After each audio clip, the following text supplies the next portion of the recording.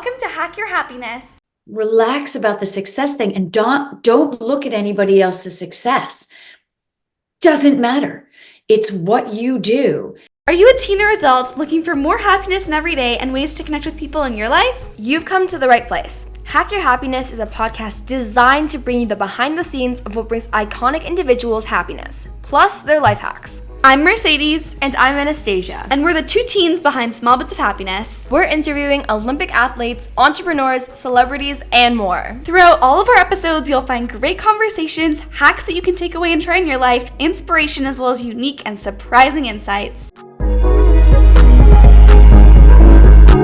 Today, we're speaking with Stacey Kent. Stacey is a Grammy-nominated American jazz singer. She has more than 500 million streams, has sold over 2 million albums, and has multiple chart-topping hits. Stacey has beautiful, emotional music blended with her multilingual repertoire. She's recorded with French and Brazilian musicians and collaborated with Nobel Prize-winning author Kazuo Ishiguro and her saxophonist, composer, producer, arranger husband. Stacey speaks French, German, Italian, and Portuguese, and has toured in Brazil, along with had her album Raconte-moi become 2009's best-selling French-language album outside of France. Welcome, Stacey. Thank you so much. Great to be here. Thank you. We are so excited to be speaking with you today. Yeah, we've been listening to your music all of our lives, and we really love it. Yes, it's so beautiful. I'm so touched. Thank you. So you're a very successful jazz singer, but take us back to the beginning. How did your journey begin, and how did your love for jazz start? I want to say that in answering this question, it's intermingled with thanking you guys for having me on the show. And the reason this resonates so strongly is because my beginnings have a lot to do with my own sister.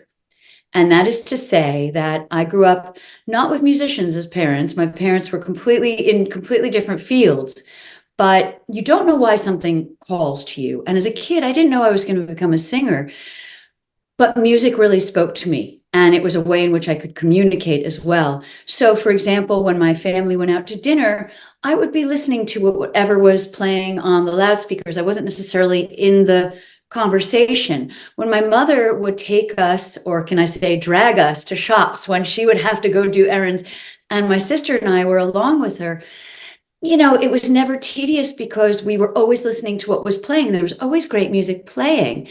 And so I learned about Ella Fitzgerald and all sorts of music that was playing. And I think that although I wasn't, quote unquote, studying the music, everywhere I was studying the music. And then I would get home from school and I would close my door. I shared a room with my sister, and we would listen to so much music. We just devoured music. And so it might be the songs that our friends were listening to of the era. We listened to a lot of Beach Boys. We would play games to all this music, and we would sing along, and we would sing in harmony. So even today, my sister and I, even though she's not a musician, our personal life and our musical life is so connected because of the music we listened to growing up. And here I am today. That is so beautiful. And I love how, your love for your passion for music kind of connects with your love and your bond with your sister. I think that's so beautiful. And I also love how, all throughout your life, you've kind of been focusing and paying attention and catching on to the music around you, because I think that when we're interested and passionate about something, we find it in our day-to-day life. And so that's everywhere. So inspiring to hear. And we also love listening to music together every night. As Anastasia and I get ready, we share AirPods and listen to music and share what music we're into right now. And it's just such a beautiful bonding point as well. That is so great, because that is exactly what happens. Even when we're visiting, we're not living in the same place right now, although we will be, but that's a story for another day. But when we're visiting one another, the iPod is going, we're doing the dishes, whatever we're doing, we are playing our playlist, sharing our playlist, and just listening. And so, the going and the growing and the being passionate about something is infinite. It never stops. And even though this is my career, I'm still learning from her. I'm still listening and learning from other people, from you guys, who I'm sure will have suggestions for me. I mean, this is about sharing and communication. I do want to say one other thing.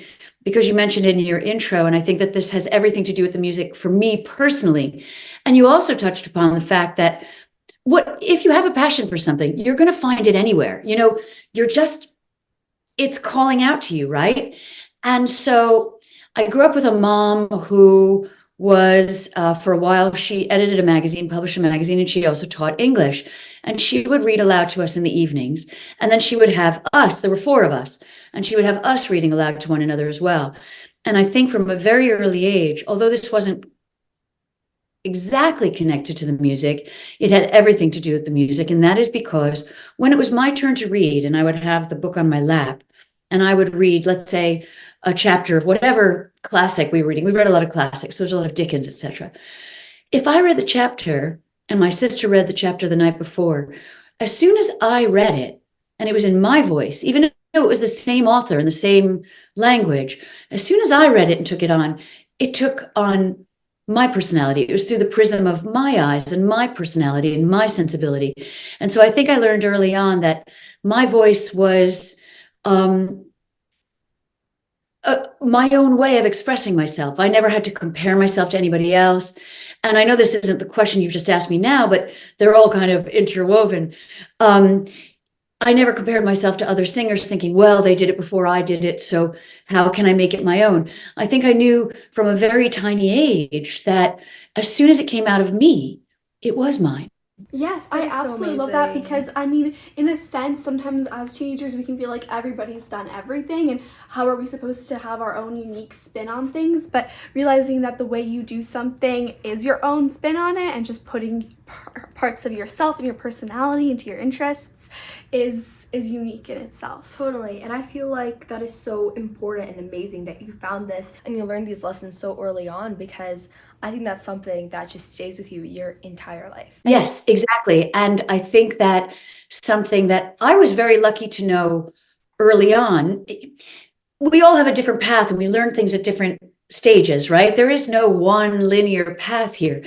But I was very lucky to know that early on. And when I meet young singers today, or young anybody today asking me those kind of questions, I would say that you never have to compare yourself to anybody in anything, because you are 100% your own person and unique. And so you have something to bring to it. There's a John Irving novel. I think it's Widow for One Year. I've read a lot of John Irving. And in this one, there's a little girl who is being babysat by this guy.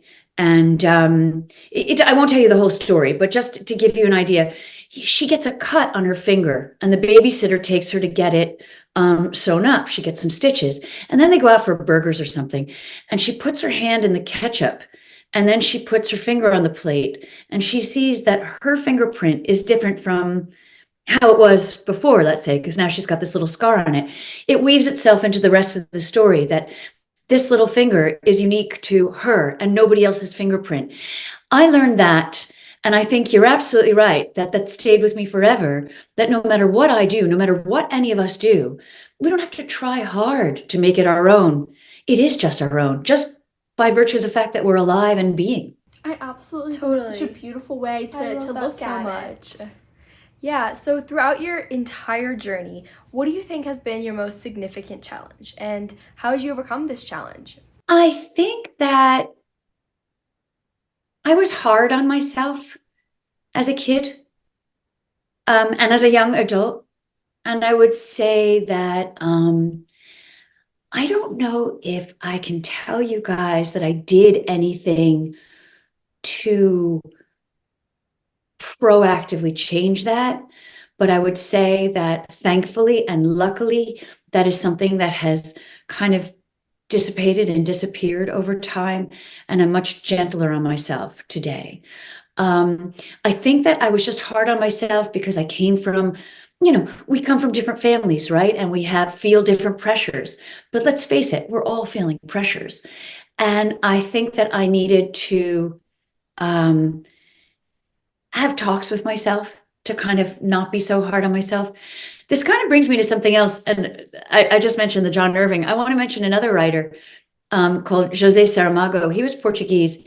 He died a few years ago, but he died as an older man. He was 87. And I heard an interview with him, and he said, if I had died a young man, if I died in my 50s, I would have died somebody who hadn't accomplished what I wanted to accomplish. In other words, my last 3 decades were the years in which I was my most productive and my most fruitful, and he loved what he did. He won the Nobel Prize, I think, somewhere in his mid 60s. Anyway, the point is, I mean, that's a lot older than even, we are, even than I am. And I love the fact that here's a guy who said that his later years were his best and most fruitful years. And I think that when we're younger, sometimes we think, well, I'm talented at this and I'm good at this, and so I should be really productive and get it all done. And that's just not true. I mean, I still take my voice lessons today. And I hope that in 10 years from today, I'm a better singer than I am today. I'm certainly a better singer than I was 10 years ago. And so, that doesn't completely answer the question in a specific way, but I think I really was tough on myself younger. And I feel more relaxed. And I think that that's better. And I think that's better for my music. And I think that's better for my whole life and journey. I think that that's such a great way to look at it, because a lot of us are hard on ourselves in one way or another, whether that's, pressure we place on ourselves, or maybe our families or our parents place a pressure on us. And I think recognizing that, constant growth is the key. We can't just expect ourselves to be great at something and stay great at it forever, because there's always a way we can improve at it. And that's again why being hard on yourself isn't fair, because there's always some sort of growth still possible, like you said, with your voice lessons. And just because you're successful at something doesn't mean you're done learning and growing, because there's so much knowledge and growth potential out there. And I think that's really great advice for any parents listening to encourage their kids to grow, rather than encourage their kids to maybe feel bad for not having done something yet, or not doing it to a certain standard. And then for kids or teens listening, to realize that focus on growth rather than what you haven't done. Focus on what you have done and what you can do, and see any lacking of knowledge or experience as a place for growth. And I think that's just such beautiful advice. And I think that just having that positive mindset and telling yourself, instead of this is what I haven't done, to this is what I can do. And getting older can sometimes also be a gift, because you have so much more time and you have so much more ability to learn. You don't only have to do things when you're in your 20s or when you're a teenager. There's so much room for improvement and learning and everything that Mercedes talked about. So a lot of teenagers dream of becoming maybe a singer or an artist or a musician one day, just like you, and traveling and performing. Do you have any tips for teenagers who have a passion for singing and how they could get into the industry? Now, the way in which I got into this field is quite different to how it would happen for somebody today, because everything is very, very different. In other words, there wasn't social media when I started. So here I am in my 50s. When I was in my 20s and just out of college, the way in which I started was different to how somebody would be today, because they would have social media pages and that kind of contact. However, one thing doesn't change. And there is a phrase that Jim, my husband, says a lot, and I love this, and it applies to our musical life as well as our personal life. And that is to always have your taxi light on. In other words, if you stay open-eyed and open-eared and you talk to everybody, let's say you've got a passion for something, you've got a passion for singing, you're going to sing with other people, you're going to talk to other people, you're going to engage with other people. Never be intimidated. I mean, you guys called on me to do this, right? For example, you're running this amazing podcast, which I'm going to I already have told everybody about. And there was no shyness about, I can't call on her, she'd be too busy, or she wouldn't be interested, or this sort of thing. You guys are getting great people to talk to, and you're spreading such an amazing message. Why? Because you have a passion for this thing to learn yourselves and also share it with other people, because you have all this heart. And I think that people who have that kind of heart and connection to something also want to have connection to other people. After all, this is about humanity. It's about connecting with other people. And the other thing that I would like to say as one aspect is, once you're involved in something and you talk to everybody and anybody about it, age doesn't come into it at all. You know, I'm in a very ageless business. There are people who are a lot younger than I am, and then there are people a lot older than I am. I play with people who are in their 20s and 30s, and I also play with people who are in their 70s and 80s, and I'm kind of in the middle of that. And we're all connected and sharing and learning from one another. And so having the taxi light on, I love that, because the more you talk to people and the more you engage, the more involved you are in and the more connections you make. You know, and this isn't about kind of hustling. It's just about talking and engaging with other people. This has nothing to do with music, but I want to give you an example of something, which is Jim and I, this applies to we apply our personal life to our musical life and our musical life to our personal life, because this is about expression after all. We just moved from Colorado to Virginia. We've only been here 2 years. We had a whole life there, and our friends and our loves, they were all out there. And we said, we're going to move to Charlottesville, Virginia. And they all said, do you know anybody there? Do you have family there? And we said, no. And they said, are you crazy? And we said, no, we'll make friends. We'll start again. You know, we just wanted to have an adventure. And we thought, well, if we don't like it, we'll move somewhere else. And we picked up and we put our stuff in our car. We sold our house. We came out here, moved the 2,000 miles, and we didn't know a soul. And now it's 2 years later, and we've made some of the most beautiful friends of our lives who will be our friends forever. Again, having the taxi light on. We said when we were in the car, and it was really scary and really daunting, but we said when we were in the car, just think we'll be at a dining room table with our best friends in 5 years from now, toasting each other on some anniversary going, can you imagine if we hadn't moved here? We would never be doing this. We would never be sharing like this. Already 2 years in, that kind of thing is starting. And so I want to say, be open-hearted, be open-eared to your passions, whether that's moving across the country or being a ballerina or whatever it is. For me, it was being a singer, because you engage. I think that is some of the best advice. Totally. Because as teenagers, there's so much change constantly, first of all, and I think seeing it as a stepping stone into something bigger and not focusing so much on the right now, but focusing on more so on, once you overcome that initial little scary moment of change, embracing the good that will come from it and realizing that you're not stuck. You can always move or change your environment, change who you're spending time with. And I really love that. I think it's important to keep in mind. Totally. As teenagers, there's a lot of change happening, graduating high school, moving away, what you want to do with your life, and being open is so important. And again, regardless of if someone listening to this is interested in going into the music industry or any other type of industry, just having that taxi light on, I think, is such a great little way to visualize it, and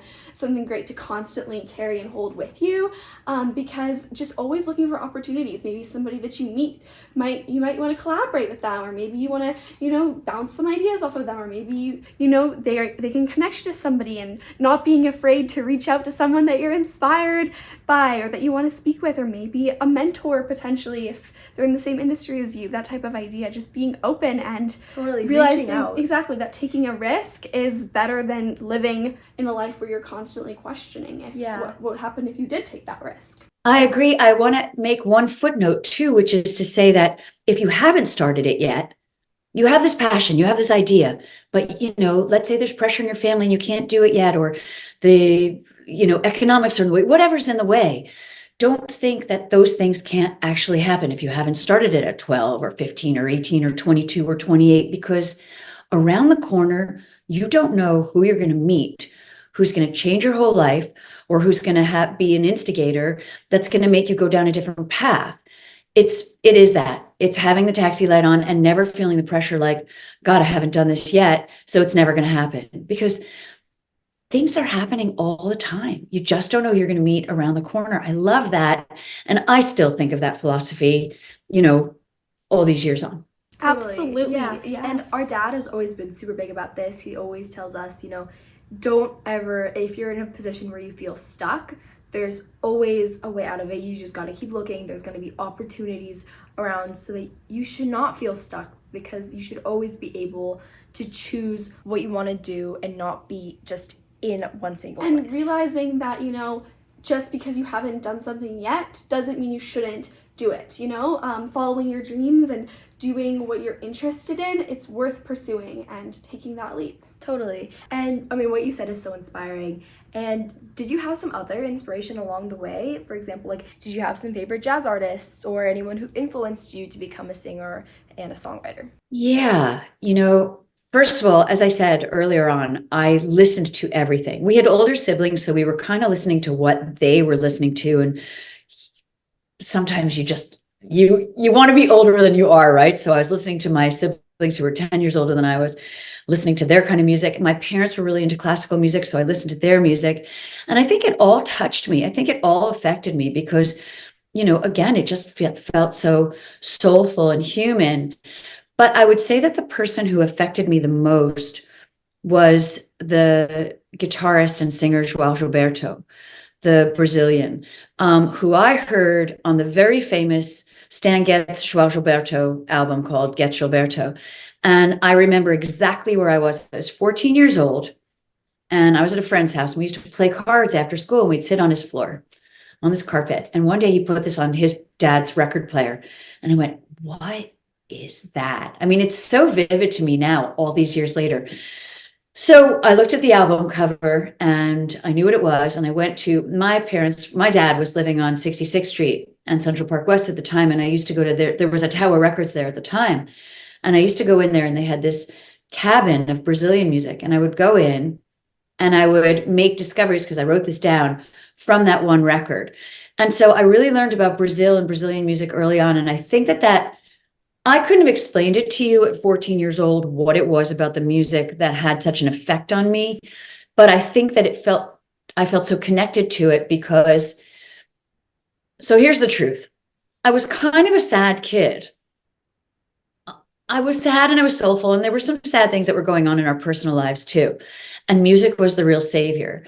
But I was really optimistic too. I was a very positive looker-oner of the world. I always felt like, things could be better. And what I heard in Brazilian music, even though I didn't speak Portuguese yet, there's a little bit technical, but there's a two feel. The bass player is playing in two, but the drummer is playing in this rhythm that really propels it along all the way. And then the singer's, João Gilberto's melancholic voice is kind of sitting on the top like this, very suave and soft and smooth and melancholic.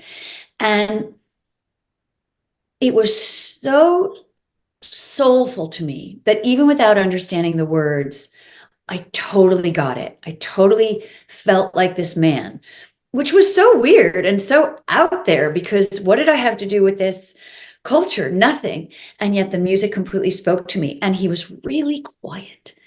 And what I learned along the way when I started to study music and study about João Gilberto was he was very criticized early on in his career because people were more like crooners and they were singing out, and there was more shouting, and he would stay really quiet. If people don't know him, they can look him up, João Gilberto. We can write it maybe in the notes of the podcast. And he almost whispered, and it was very human, like a spoken word. And I think that really appealed to me because that's how I like to sing.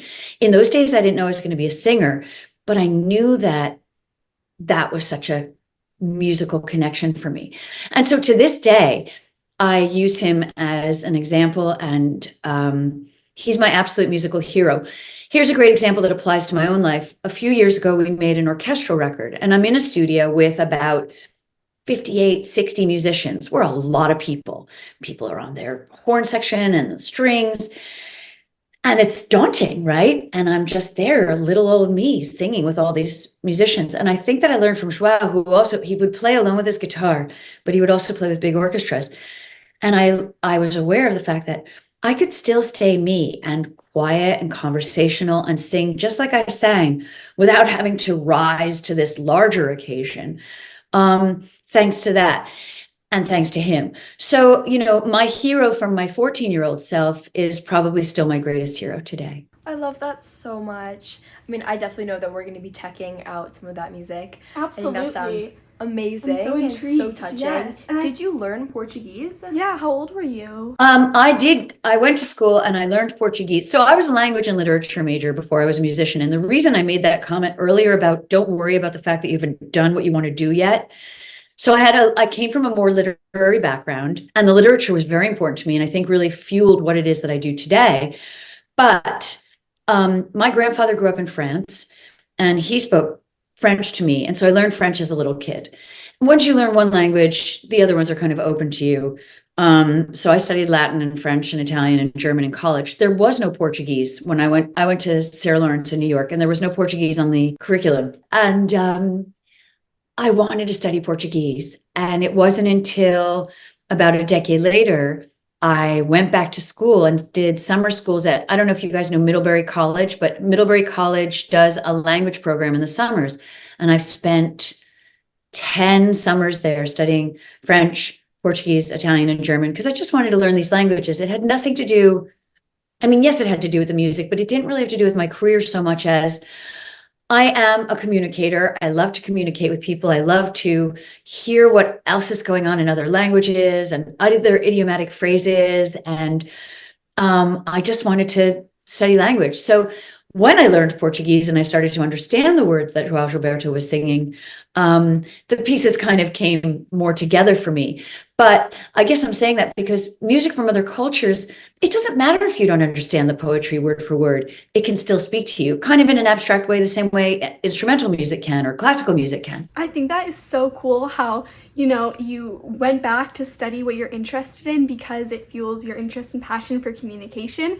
And I just think that that's so cool because, you know, there's so many different languages out there and they all hold like their own little elements of culture and background and story in them. And so I love how, you know, it's helped you in your music, but you also just did it for your own interest aside from your career. And it's so amazing to continuously keep learning. But on that note, jazz often involves improvisation. Do you have any memorable moments or experiences from your performances where improvisation played a big role? That's really a fun question because I'm thinking about these things that have happened along the way that are probably more to do with errors that happen. And audiences really love when this happens because it really does show up how shines a light on how human it is up there, that you're not the same as you are in a recording studio in a controlled environment.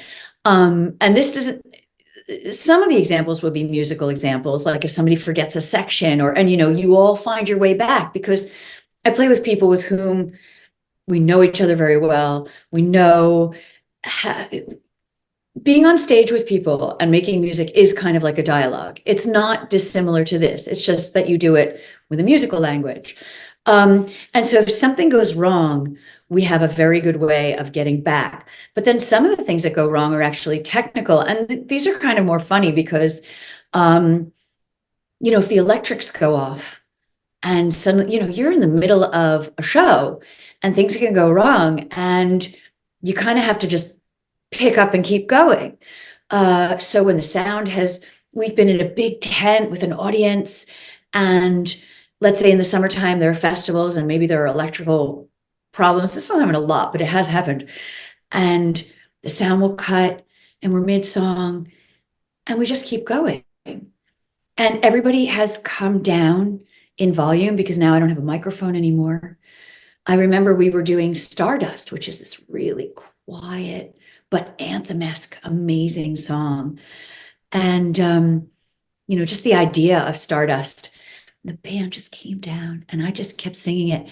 And the audience went insane. I mean, everybody was just on the edge of their seat in like this because it became so all the more human. So it's just kind of, we know what to do in these matters. I'm not saying that things couldn't completely fall apart because I guess they probably could, but in those instances, we've just kind of picked up and found each other and found the spot because we're all listening to each other like you do in a dialogue, in the same way that you guys, we're talking as three, but we take turns and we might kind of overlap and, but you leave space for each other. And that's kind of what it's like in the music as well. I think that's so cool because as you said, in a sense, audiences enjoy and, are intrigued by when there's a little bit of an error, something goes a little bit off, not completely, but just a little bit, and it kind of brings an element of humanity into the performance, and it's like special. It's not like you're just listening to it off of a record or on, say, Spotify or Apple Music. You're actually live and you're experiencing it as it goes together as a group, and I think that that's a good lesson to all of us, that if you mess up, say you're really nervous about doing a presentation at school and you're worried that you're going to mess up, but just kind of going with it, rolling with it, realizing that everyone here has likely done a presentation where they've struggled a bit before in the past, and that's okay. Just kind of realizing that everyone here who's listening is human and everyone can relate. So just again, going back to that, not being too hard on yourself and just realizing that, being perfect isn't relatable, and it's okay to mess up sometimes. Definitely. But I feel like in how we view a lot of singers and people is that we it's like, they're inhuman in the way that they're so, like, their voice is so amazing and that we just so look up to them. And when you're at a performance and all of a sudden, a person being idolized and more about a person being relatable and just like you, I think it makes all the difference in a performance, and it makes the singer even more captivating. Thank you. Can I add something? I want to say two things that you guys just made me think of. First of all, I mean, the greatest compliment that I get when people come to the shows is that I sound like I do on my records. I love that, but that they love that it's so human, because yes, you're right.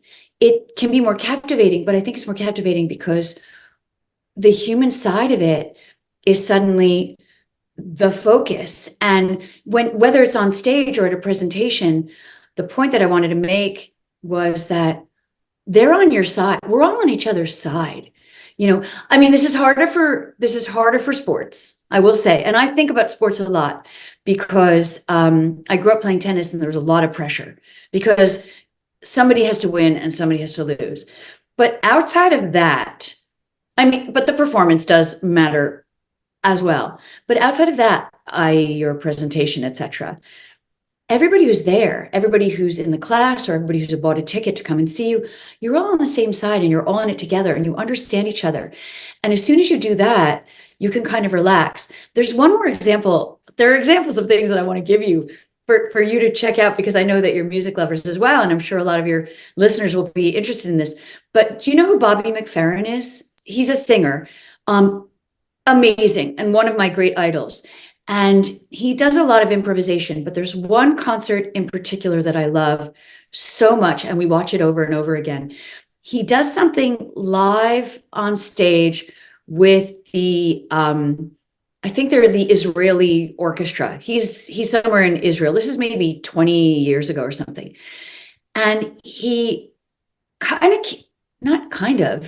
it's not metaphorical. He literally kicks off his shoes. You guys have to watch this. I'm going to send you the link.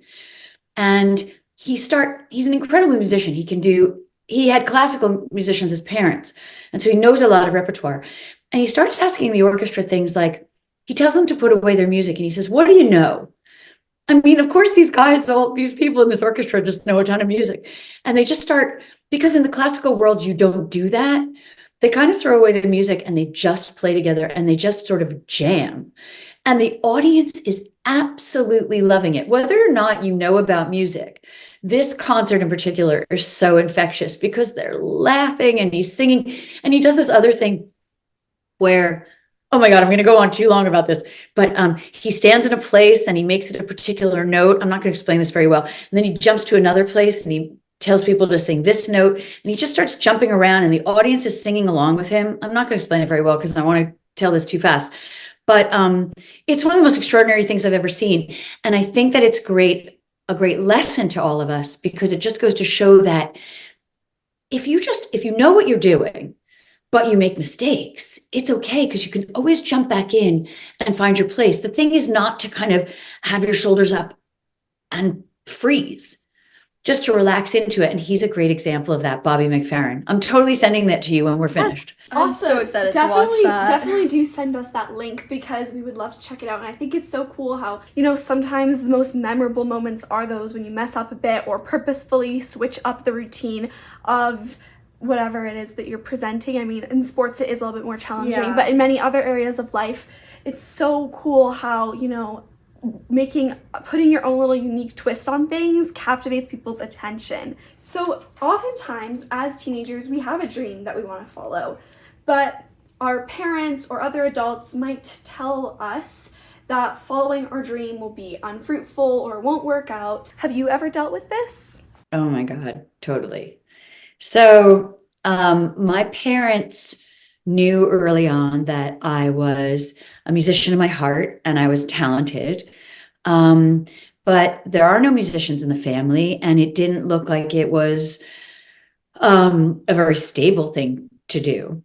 And so I think that they expected me and urged me to do something that would be more, uh, safer. So what I did was I ran away. I think that if I had stayed, when I say ran away, I mean, I wasn't, on the road hitchhiking, but I graduated from college, and the day after I left college, I got on a plane and I went to Europe. They were totally cool with that because I was going to go back to school, and I was in school. But it took me being 3,000 miles away. We all have different parents and they all put us under different pressures. I feel like if I had stayed in New York, it would have been harder for me to have listened to myself, and I might have been urged to listen to them. I love my parents. I think that they tried to do it to protect me, but they were quite overprotective. So I ran away to Europe and I auditioned for a 1-year postgraduate course at the Guildhall School of Music, and they weren't anywhere in my proximity. So what could they do?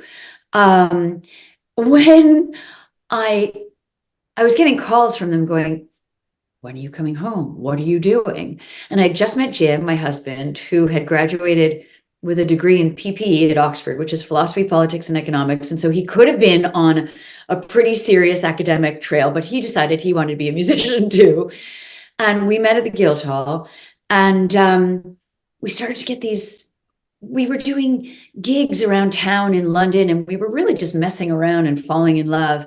And it was easier to do from 3,000 miles away. It wasn't until a couple of years later that I got a job to sing in a film called Richard III with Ian McKellen. And the people from the movie asked me to go to New York to the premiere. So they flew me over, and there's the red carpet, and my parents were there. And I think they started to take it seriously that I was getting attention. But it took a few years of those calls going, what are you doing? And I just didn't listen. I'm being perfectly honest with you. I didn't listen. And had I listened, I think I might not be here today. Then there were people along the way who put pressure on me, who said, well, you're singing jazz, you have to do it this way, you have to do it that way. And the truth is that I only really listened to, it's not that I didn't take advice. I wasn't arrogant, but I knew in my heart that what I was doing was right for me and the path that I wanted to be on.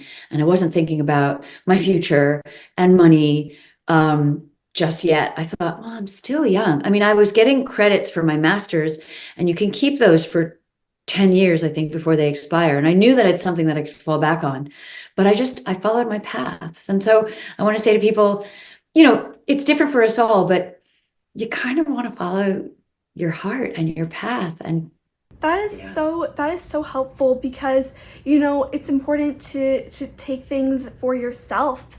And also, I think that oftentimes people like our parents or other adults in our lives, our family, they want to protect us and they don't want to see us hurt or fail or disappointed. So they might try to, convince you out of doing something risky, even though it's what you really want to do and what you're passionate about.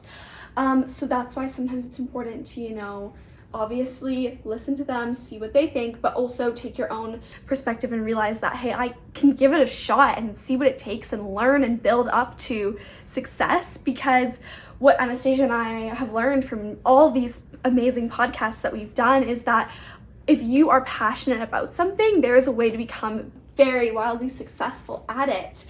But sometimes it takes time. Like you said, it took a couple of years, but then once people see you, gaining traction, gaining attention, whether that be, you know, getting invited to events, getting a job, maybe getting more followers on social media, whatever it is that you're interested in, then they start to, you know, you have that external validation from other people than just believing in yourself, and that helps others see, you know, you as successful. But in order to gain that external validation, you have to initially believe in yourself and put yourself out there.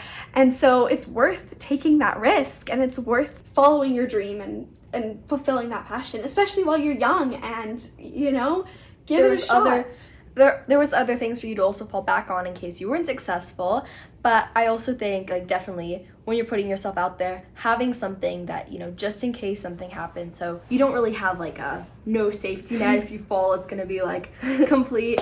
But I also think that it is so powerful how, you know, even bringing back like the reading in your own voice, when people were telling you, oh, you know, this is how you do jazz, you were like, well, I appreciate the advice, but I think I'm going to do it in my own way. And I think that is so powerful, and you should definitely be going through life like that, because sometimes, even though other people's advice might be coming from a good place, you just know in your heart what you need to be doing. Yes. So do you have like a top 3 tips about how other teens can help and follow their dreams?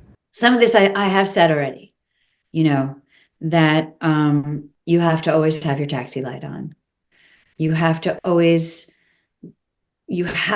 to your gut, but balance it by listening to other people. I mean, you know, I think parents listening in might cringe at what I just said, because I said, you know, I got away from my parents. And yet I think that for me, that was totally the right thing to do. I think that you should not worry too much about failure. We come from a culture, this is a big one. We come from a culture where success is so important, and getting somewhere. And this is going to sound kind of cliche, but the journey to getting there is just as important. You know, when I was starting out, I didn't know I was going to get famous. I didn't know I was going to one day perform in 56 countries or sell the records that I sell. I had no idea. All I knew is that I had this voice, and I had something to say, and I had something to express. And I don't think I was thinking in terms of, well, I wasn't thinking in terms of numbers. When I started out, I was singing in a little cafe, and maybe 25 people were there, and I got a cup of coffee and 25 pounds. I wasn't making anything. I didn't think of myself as a failure. I thought of myself as, you know, this girl who had something to give and share, and I made people feel good. So I think that this whole idea of success is, and I think it's worse today. I want to tell everybody to kind of just relax about the success thing, and don't look at anybody else's success. Doesn't matter. It's what you do and how much you make, or how many records you sell, or, you know, the quantitative stuff, the number stuff doesn't really matter. I mean, you know, it's another cliche, but I think I learned it from a movie. I listen to the movies a lot, and their mantras. If you build it, they will come. I figured if I sang, and people loved to hear what I had to say and sing, they would feel something. And that's all that mattered to me. The fact that 25 years later, I'm successful is great, but I don't think I was ever going to think, oh God, I'm not successful enough. But I would come back from tours, and again, I'm being brutally honest here. People would say things like, was it successful? You know, in terms of the money we made. And then we had other people say to us, how was the tour? Oh, you went to Azerbaijan? What did you eat? You know, there are different mindsets out there. The stuff about who you sang to, who you met, what you ate is as important as, was the tour a success? So those are things I would say that I think are most important, that don't compare yourself to anybody else's path. If you feel good about your path, and that's hard, that's really, really hard, but you got to hang in there and remember that. And always come back to that. This is why I'm so glad we're talking about this stuff, because it's stuff that we all need to hammer into our brains and remember all the time. That and I'm older than you guys, obviously, but I said this earlier on, and I want to reinforce it. Never think in terms of age, you know, because you're here for a long time. There's that whole quote, there's that thing about life is short. It isn't. It's long. I mean, I don't feel old, and I'm a lot older than you guys. I'm nowhere near as old as I'm going to be someday. This is the thing we say. I'm older than I was, but I'm not as old as I'm going to be. That there's always stuff to learn, and there's always ways to grow. And you should never think about, oh God, I want to do this by 24. I want to do this by 29, or I want to do this by 35. None of that matters. And I'm a testament to that, because I'm in my 50s and I'm still learning and I'm still growing. That is amazing advice, because I think when we start to think about our age, we're just limiting ourselves, and we're saying, if I haven't done this by 25, then I am not a success. And then you're, first of all, limiting yourself in what you could do. And second of all, you're putting this pressure on yourself that might be somewhat unreasonable, because you never know how long things take. You never know, maybe you're going to find something else that you want to do and then come back to your initial path. Like, you never know where life is going to take you, and it's important to go with it and explore everything. Be a part of the journey. And I love how you focused just on how it was going instead of how the end result will be. I think that is so important to remember. Exactly. And it can totally be hard, because sometimes you're drifting towards thinking, well, how is it going to end up? But I think it's important on just staying present and being like, I'm working hard right now, and I'm appreciating everything that's going on, and what matters is the journey. What matters is what happens along the way, and what will be at the end. And I absolutely love your tips of, first of all, keep your taxi light on. Second of all, don't put that pressure on yourself. And third of all, follow your dream by not putting that pressure of, other people and your age. I think those are amazing tips to others to follow their dream.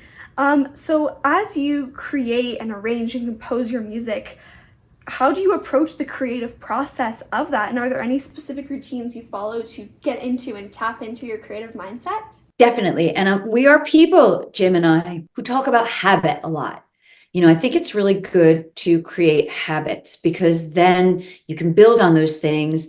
And if there are things that, in the same way that for those people, I'm sure there are plenty of people out there who do yoga, you wouldn't just go into a pose, you would do your warm up first.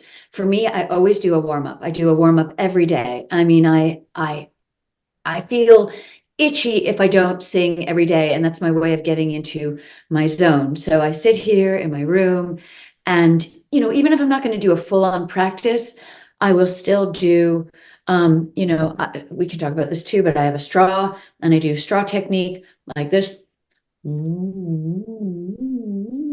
That's for me as a singer. It might not be everybody's thing, but I'm working on my support and my muscles, and I do that every day. And it's not just good for me physically, but I feel like that puts me in the zone. When we're on tour and we're getting ready for a show, and we really need to concentrate. And the reason you need to concentrate is, even if you've played that show a lot and you know what to do, things can be distracting. Let's say a door opens, or, this is for anybody, a musician or somebody working in a particular field where you need to concentrate, or an athlete, or anybody. There might be a light fixture that's making a noise. Whatever it is, you're looking to be as concentrated as possible so that you don't come out of your zone. And so I think that there are routines that I have, which are kind of habits, which, sometimes they're little rituals. Backstage, we tend not to talk. We talk to each other, and we do talk when we're not warming up, but we won't come out of that zone as a group, let's say, and talk to other people and get kind of chatty. We kind of focus in, and, it's almost like this sort of thing. You know what I mean?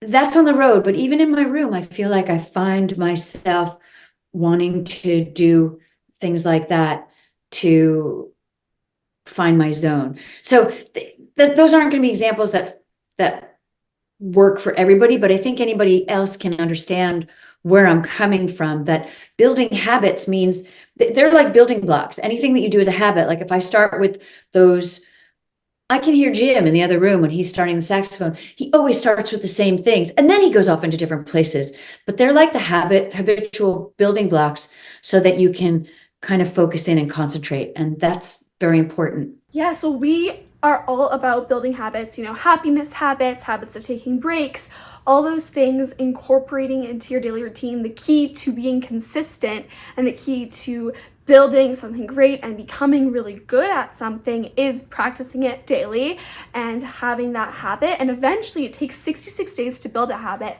Eventually. Yeah, we were just doing like a number of presentations on building happiness habits. And I think that the importance is that 66 days is not that much time. It's a little bit over 2 months, and then you're into this habit of, maybe that means, practicing your writing daily. If you're into writing, maybe that is yoga or singing or going to the gym, or even things like making your bed. All of that, it's those daily practices, and no matter what it is that you're interested in, and if it's singing, maybe that means singing a little bit every day, or trying different instruments, practicing your saxophone or guitar daily. It's just that daily practice. Totally. And just kind of having the little ritual that you can use to build yourself up and kind of get your headspace in the right place.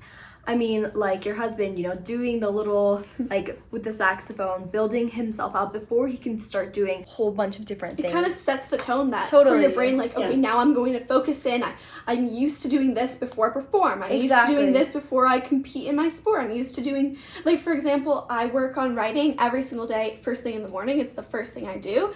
So then my best writing I do in the morning, and if I don't have time in the morning and I skip it, my afternoon writing will not be nearly as good as my morning, because I'm in that habit of doing it first thing, and it's just my little routine and ritual. Totally. I love making my bed, and like my whole like morning routine is like really solidified. And I feel like if I accidentally, like sometimes I wear contact lenses, and so if I in the morning I don't put contact lenses after I brush my teeth and do my whole like hygiene, and I'm getting changed and I have my glasses on, I just feel like there's just this rhythm that's like thrown off, and because I need to get changed and then put my contact lenses in, and it's just like you need to kind of find your way to get your rhythm back and just kind of build yourself up a bit again. Yes. I mean, it's so funny. I love that because we're so on the same page. You got it.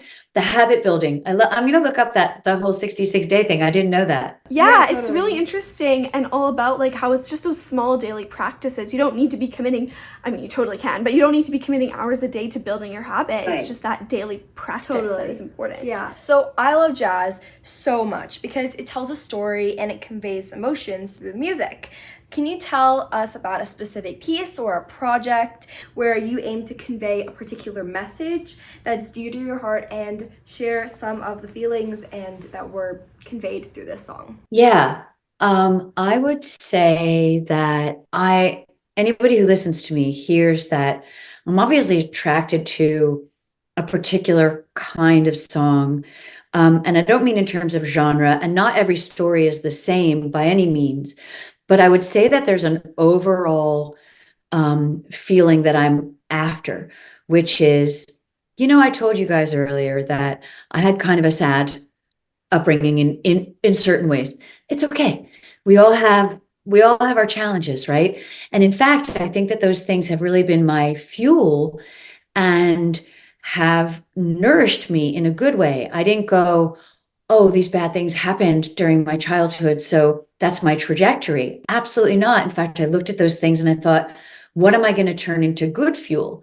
I'm responsible for that. And I think that has really fueled my music, because I find songs that sometimes they're so sad, but there's just a little bit of hope. And I'm going like this because I'm laughing. Kazuo Ishiguro, who you mentioned earlier, he writes my lyrics a lot of the time with Jim, my husband, who writes the songs. They're my songwriting team. Now, I sing songs that were already written long before I was born, but also these songs that were written for me. And the thing about a lot of these songs that I'm attracted to is, even if they're melancholic, I always feel like there's a little ... a little to be continued feeling of hope. And the reason I went like this is because when I was talking I'll call him Ish, because Kazuo Ishiguro, when he likes to call himself, we call him Ish. So Ish said to me when we first started working together, he said, your novels are so sad. I need more hope than that. Just give me that, because that's what I work with. He tells me that that's what I said. I don't remember saying it, but that's so true. And so who I am. And so I think that you're absolutely right that I do look for that kind of emotion. I am attracted to that kind of song, that even if there's heartbreak, there's a to be continued, which has everything to do with my life philosophy that we talked about throughout this whole thing, right? You don't know who you're going to meet around the corner who's going to change your life. You don't know what's ahead of you.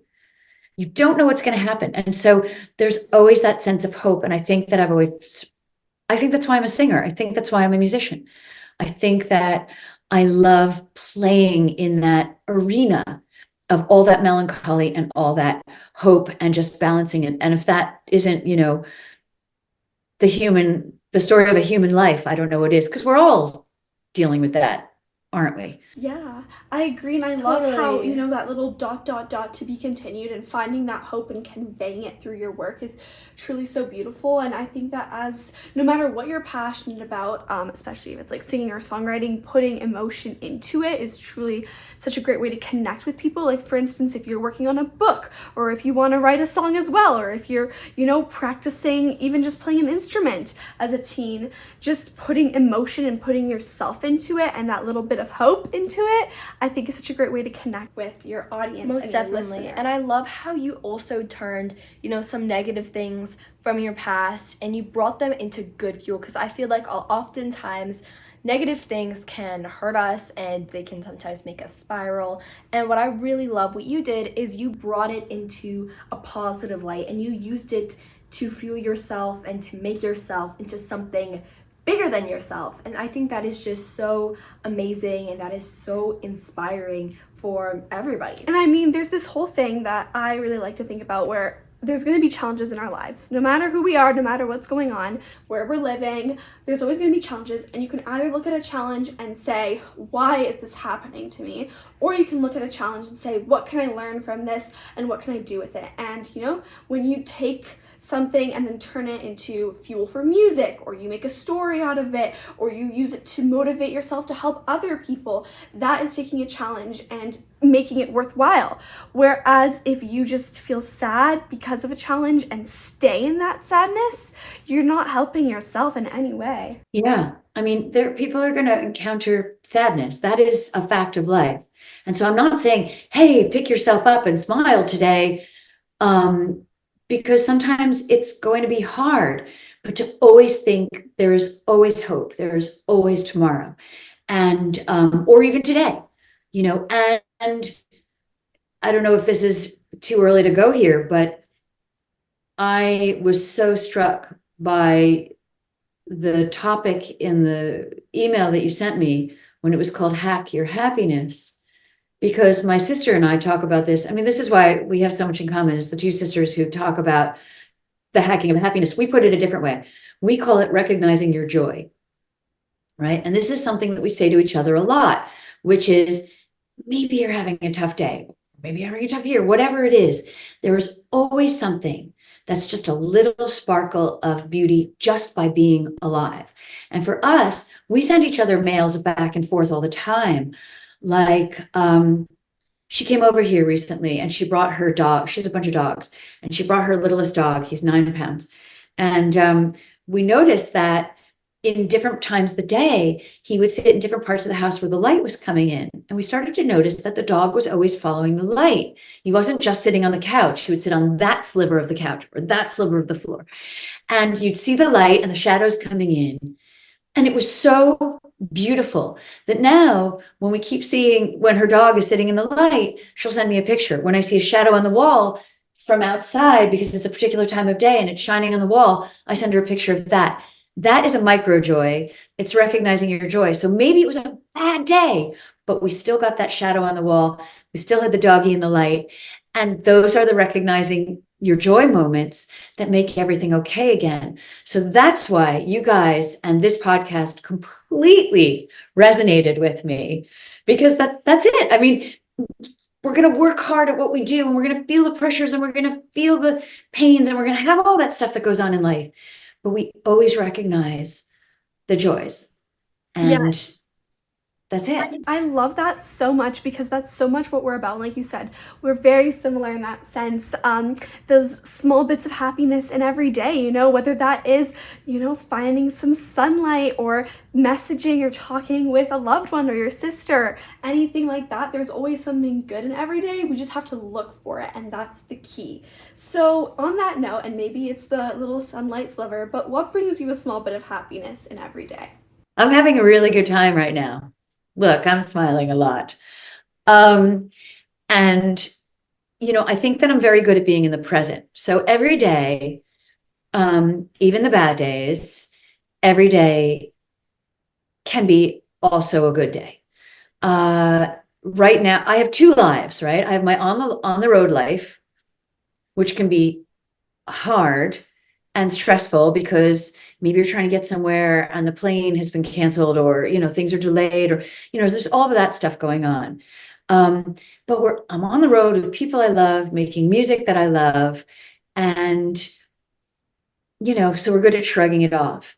And we laugh together. We're always good at laughing together and laughing it off. And so I think so much of these joys that we're talking about, they can be when you're alone. They're solo joys. Like I can be sitting in my room and I'm looking at the shadows right now as I talk to you. They're all around me because the light's changing at this time of day, all times of day, but it hits my room at this time of day.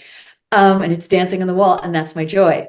But so much of the joy has to do with the chat with a sister, the chat with a friend, the chat with a stranger, the chat with the person behind you in the line at Trader Joe's. I mean, I'm really into connecting with people, whether they be strangers or loved ones. And I think that they can do a lot for you. They can be your fuel. Then there's my off the road life, which I'm on right now. It was really hard to get together with you guys because we were on such a big tour, and now we're home. And I have so much joy at home because I'm, nesting, and I find all of the stuff, like now the home rituals, getting up and having my cup of coffee with Jimmy, playing music. I'll have my guitar in the kitchen and he'll have his flute, and we maybe have a little mini jam before we each go to our rooms and go and do our work. We put up some bird feeders. We didn't bird feed or do anything like that until the pandemic. And then the pandemic came and we were home for 2 years. And so we got some bird seed like so many other people. We put up these bird feeders and we're watching the birds, and they come close to the house and we look at them and we get so much joy. And so, I guess what I'm trying to say is, and I only gave you the short version at the start of the day. Then there's the end of the day when we sit down and we have dinner, and then we watch a movie together and we say, are we going to watch an old friend, meaning something we've seen a million times before, or a new thing that we've never heard of? And sometimes we'll just press go. We find joy throughout the day in all sorts of ways, whether it has to do with our work and our careers, or it has to do with just little nothings. I'm terrible at answering this question because I have a million things that bring me joy. And I feel grateful for that I am a kind of person who recognizes joy. And, you mentioned about going to look for it. If things are hard and you have to go look for it, absolutely. But the point is that it's always right there in front of you. It can just be that piece of light that you're looking at. And that's why Penny and I called her by her first name. I'm allowed to do that, right?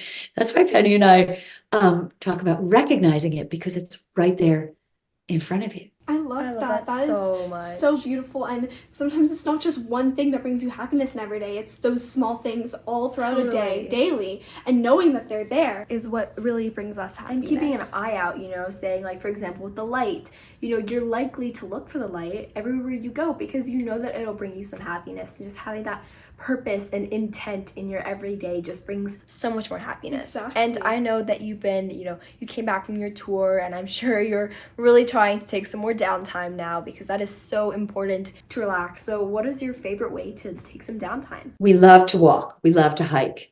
So we spend a lot of time in the garden, and especially because we only just moved here, and that takes a long time to cultivate. So we do a lot of outside work, and that is glorious. I think we spend so much time of our lives indoors in our work because we're going from an airport to a flight to to the venue, to the hotel. And when we arrive at a hotel, I have to say, if there's any time at all, we will always ask the concierge, where can we go for a walk? Where's nearby that we can get to a walk? So we're always looking for a little outdoor time to balance it. But when we're at home, we do a lot of walking, a lot of hiking, and a lot of gardening. And when we do that, in a sense, it's kind of like what you said, Mercedes, about starting the day with the writing. We feel like even when we're not in front of a keyboard or we're not in front of a piece of paper, we kind of get some of our best work done when we're in those outdoor spaces. Now, this might not be everybody's cup of tea, but I think walking is an incredible thing to do because you're moving, your blood is going, the mind is going, you're open, you're open-eyed and you're open-eared because you're technically literally watching where you're going. And it just feels like a very flowing time. And so Jim and I might be having a conversation about something, and one idea sparks another one. And before you know it, we've walked for an hour and a half, we've come home, and then we start writing those things down that we were just talking about. So I think in unexpected places, we start doing our creative work just because we're in that kind of playful place. I want to say one more thing if I can, because I went to Middlebury, and I think this is really good for people to know, whether or not you're a language student. This is the language school isn't the important, but the language school taught me something really interesting. When we go on these courses at Middlebury, it's an immersive program. So you sign an oath when you arrive that for 7 weeks you won't speak English and you will only speak the language that you've signed up for. It's pretty hard going. It's pretty hardcore, and your brain is sweating. It's hard, and you want to cry sometimes. But that's besides the point. So you're getting basically a year's worth of school in 7 weeks. That's the point. It's so intense. And so you get exhausted, but the school is so smart about making you have fun, because they know that when you're having fun doing something, you're open, you're relaxed. It was everything we've said today kind of relates to that, like the Bobby McFerrin thing or making an error on stage or whatever. When you're relaxed, you're kind of better at it. And so what they would do is you would do 4 hours of classes in the morning. And then in the afternoon, you didn't go back to class. You had your homework to do, but they would do organized activities. They often had to do with music. So music and song or volleyball or whatever game it was, they would make you play games and make you do musical things, regardless of the language. And it had nothing to do with you being a musician, because they knew that you were kind of at your most malleable. You were kind of at your squishiest. Do you know what I mean? And if you're kind of open and jelly like that, you're better at learning and taking it in and soaking it in and keeping it, retaining it. And I have to say that when we would leave that course, even though we were really tense by that enforced playfulness, after we left the course, it was almost like it was still brewing. It was still going, and we would learn afterwards. Does that make sense? Yeah, Totally. I think that that's so important for us all to do as teens and as adults. Whoever it is listening to this is like, find fun and then enjoy your day to day. Don't just be hardcore. Oh, I'm going to school today, I'm going to work today, I can't have fun. Like, enjoy the moment, enjoy the people you're with, enjoy the work you're doing, find the joy in the day and find the joy in the moment. And when you're learning something like languages, it's so hard to learn if you're just, reciting things over and over again. It's not going to stick because your brain isn't enjoying it. You're not enjoying it. But as soon as you take yourself out of that environment, you're playing volleyball, you're singing and dancing, you're doing all of these things, and your brain is opening up, it's listening, it's actually absorbing the information. And when you come out of that state and, maybe you're walking home or you're in the car and, your brain is actually absorbing that, you might actually start to pick up on things because you're not just used to it in a school environment, in an environment where you're sitting down in a desk. Yeah, nature is really such a major key to our happiness, and including, as you said, one of your favorite ways of taking downtime and taking a break is going for a walk or being in your garden. I think it's such an easy and accessible way to, boost our happiness as well as have some downtime. And I want to ask you this, because you've had so many incredible experiences in Europe, traveling around the world, all these things. But if you had to go back to your child self or your teenage self, what is one piece of advice that you wish you could give your teenage self? Well, I think we to go back to our previous answer, and the thing that I think I would put in that list of when you asked me the 3 things the 3 tips, I think I would tell myself to be able to be more playful, to not take things so seriously and be hard on myself. But this idea that we've landed on about playing games to learn and to have fun is really important. I think that, I laugh a lot, and we have a really, there's buoyancy. And I think that I was a serious kid. And I think maybe I didn't turn to those games that I'm talking about right now, that we're talking about, whether it be for learning or just relaxing. But I think that's a really good lesson that I could have used earlier on, because it took me, I got there, and that's okay, because your path is your path, and it doesn't matter if you get it all at once. But I think that I would talk to that little girl and try and boost some of that joy in the games and the buoyancy a little bit more. I think that's really important, because we do put ourselves under a lot of stress. And I think I did, and just got better at it. And that's who I would talk to. That's how what I would want to convey to her, and what I want to convey to, everybody listening to us talk today. But you guys so get it. I mean, we're so on the same page with so much of this stuff, in terms of nature and playfulness. And, you can work hard, really hard, and not take yourself too seriously, and enjoy it at the same time. And not only is that good for you, it's good for everybody around you.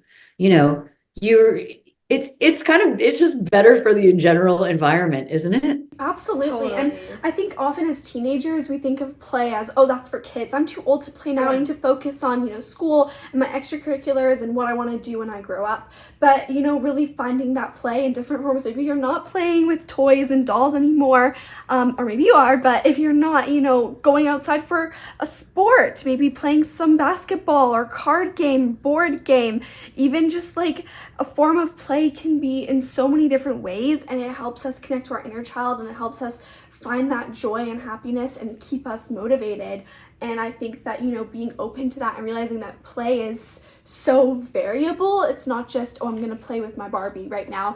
It's it's doing what fuels you and brings you happiness. And I think that play is also such a great way for you also to find what does bring you happiness, or what your passion is, because it'll just kind of come to you. Like, for example, while you're kind of playing and doing the card game with your friend when you were 14, you heard all this amazing music and you just kind of so connected to it. And I mean, imagine if you weren't in that place playing at cards with your friend, because, you were being really serious about everything. I think just having, play is such also a great way to locate and pinpoint what your passion is. I have a quick question. Where is your favorite place that you've traveled throughout your tour and throughout all those years? Oh God, that is really a hard question, because I love being on the road, and I've seen so much of the world that is just so cool. I love going to Scandinavia. I love going to Portugal. I love going to Asia. When we go to Singapore, we always ask them to make sure there's a slice of time that they can take us to the orchid garden, because it's the most beautiful place I've ever seen. My God. So it's really hard for me, almost impossible for me to say what my favorite place is, because everything becomes my favorite place when I'm in it. And that's maybe kind of ridiculous, but I'm very good at being in that present place where I said. And so, not that I want to move to all these places, because I love home, and I love the place that I've called home. And maybe that is my favorite place, and gym too, because we do spend so much time on the road, and it's not home. And there's, as Dorothy said, there's no place like home. But I love that feeling of being really far away. It's very exciting. And even 25 years later, it's really exhilarating. The people who come to see us at the show, when we're in South Korea, they let us know that they are so grateful that we've come a really long way to get to them. And that exhilaration doesn't go away. But when they take you to some garden and you're seeing these exotic trees and these plants that have nothing to do with your own trees and plants in your own backyard, you're aware of how big the world is. And so I know I didn't answer your question very well, but I get so excited by the world and traveling. And there's so much to learn. I mean, recently, okay, I will wrap up this particular answer with this. We just got asked we go to Japan a lot, but this year when we got asked to go to Japan, they asked us to be the first performers of the year at this particular venue called Blue Note. And the Japanese, it's a very old culture with old traditions, and they bring in a new year. They're very good at hacking their happiness, by the way. They bring in the new year with these rituals, with this big wooden sake cask. Sake is this wine, this certain kind of wine. And they gave Jim and Art, our pianist, and I, these mallets to open up the casket. And they gave everybody, here, I'll show you. They gave everybody a sake cup with my name on it and the flowers from my album, Summer Me, Winter Me. They're so into the aesthetics, and they love the lilies on the cover of my latest album. So they put it on this cup, and we all drank from the cup to bring in the new year, and you make your wishes for the whole year. But the reason I'm telling you this story is because I'm an American. I'm far away. I had no idea about these traditions. They asked us to show up at the venue. I was so honored to be the one to be asked to open the year. They asked us to show up early so that they could take us through the rituals. They put on this traditional music. I've forgotten the name of the music now, but it was so beautiful. And they gave us the caskets, and they put me in a special robe that the person who's kind of the bringer in of the new year wears this special robe.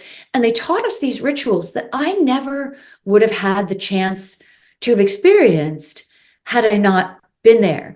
And so, it was kind of one of my favorite things to do ever in my whole life, because I learned so much and it was so beautiful. And they really wanted to share this with me. They wrote out all the traditional words and phonetically so that I could understand them. And then we did the gig, and we opened the night with that, and everybody, cheered together, and it was amazing. And so I guess what I'm trying to say is that in my job, I am so lucky that there are still these incredible things to learn and discover out in the big world. So I don't have a favorite place, because last year I wouldn't have said that about Japan, and this year it's my favorite place, and next year it'll be something else. I know that was very long-winded, but the world is a big place full of these crazy, beautiful things. And I want to open people's eyes. The reason, I'm kind of a little ambassador for it. So are you guys. We get to talk to other people who are tuned into the podcast today, and maybe they'll go, oh my God, that sounds really interesting. And maybe they'll book a trip to Japan, or maybe they'll listen to the Bobby McFerrin concert, or, at the end of the day, it's about sharing, which is what you guys are doing, and which is what I want to do. I absolutely love so that. And much. that's so cool how, they had that whole event of bringing in the new year and you got to take part. That's amazing. I can't imagine how cool that must have been. But we don't need to have just one favorite thing. And I think that that's how you said it, one year or one moment, you're really enjoying one thing, and then that changes. And it's totally amazing how life throws so many opportunities at you. And there's no need to settle and just say, oh, this is forever my one favorite, Totally. because there's so much out there. I think that what you said is just amazing, because, I don't think you can pick one favorite when you've experienced so much. And I think that you are definitely so Yes. lucky to be able to experience and go to so many amazing places. Yes. So if you could choose one motivational quote that, you love and you're constantly reminded of, could you share it if you have one? Yeah, there's a thing that Jim and I say a lot, and this is because we grew up in Colorado. We were skiers, and there was a book that we read. I cannot tell you the name of the gentleman who wrote it now, but he came up with a quote when teaching about skiing, and it applies to everything, and it was, try softer, not harder. And we loved that, because the more rigid you are, and it has everything to do with everything we've talked about today, but it's the motivational quote that I think really works across the board in everything. The more tense you are, the more hung up you are about something, the less access you have to working forward in it. In skiing, if you're rigid, right? it's harder to make those turns. He wanted us to kind of soften our hands and soften our ankles and soften ourselves because, you're going downhill and you have to follow the fall line, and being soft is, will help. You kind of want to tense up because you don't want to fall, but actually you will fall less, the kind of less rigid you are. Anyway, that pertains to skiing and skiing instruction in particular for that gentleman. But we have been using that phrase in everything we do ever since we read that, which is probably 20 years ago. Try softer, not harder. And it's just a little short form way that Jim and I use it all the time to each other. Because, just because you get older and you get better at things that you're working on doesn't mean you need to refresh and remind yourself of these things all the time. I think that is amazing. Something as simple to visualize as skiing, and it's such like a technique and form, but being able to apply that to anywhere in life. Like, try softer, because being rigid and like really condensed, it closes doors and it closes your view on things. And almost, with the keep your taxi light, idea, it's like, try softer, be open, keep your light on, keep looking for things, and don't just be stiff and say, this is exactly what I'm going to do. And, I'm just going to focus on that and not look at all around me. I love that so much. Now, you have achieved so many incredible things, and it's amazing hearing what you've learned through it. Do you have anything else exciting coming up? Yeah, this is a great year. There's a lot going on, a lot of variety. One of the things that I'm going to do is go on tour with Danilo Caimi, who, for people who don't know Danilo, he is a flute player and a singer who's asked Jim and I to tour with him to celebrate 30 years of the death of Jobim. People who don't know Jobim, he wrote so many songs that you actually do know. So you probably know him without knowing him. Like, he wrote The Girl from Ipanema. He wrote a lot of famous songs that people know, or even if they don't listen to music directly, they've heard them out in the world. Anyway, Jobim died 30 years ago in December, and so we're going to tour with Danilo the music of Jobim. That's a huge honor for me. We're also doing some string quartet work, and we're also touring Summer Me, Winter Me, the album that we put out last year. So we're not touring a lot this year, which I'm glad about because we get some home time, but the stuff we're doing is very varied. And then we'll start the new album. So, and we're in our new-ish home. So, yeah, there's so much to learn. And, you guys, I can't remember which one of you mentioned it, but, there's so many languages to learn. We toy with the idea of going back to Middlebury too. That's not on the cards right now, because we have a full agenda with the things I just mentioned, those 3 different projects. But at some point, I would like to go back and learn a different language, where we go and we play those games and we just learn something. There's always a lot to do and a lot going on.